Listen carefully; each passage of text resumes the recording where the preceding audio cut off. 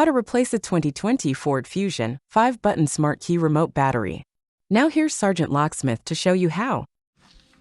Alright, we're going to change the battery out here on our Ford Fusion remote. With this task here, it's easy. You need a flat tip screwdriver.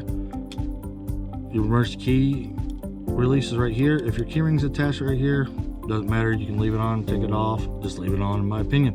Go ahead and pull emergency blade set to the side. Emergency blade came out here, and here's where you want to put your flat tip screwdriver. Put it in there and just twist it. And when you twist it, you notice the back cover comes up.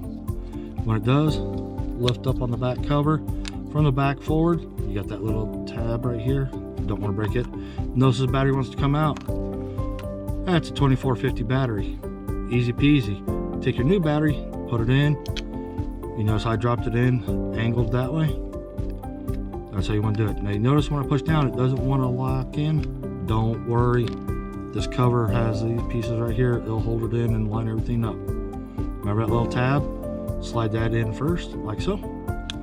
Squeeze, and you'll hear it snap together. There you go. You've changed the battery out. If you would, give me a like, thumbs up. Thanks for watching.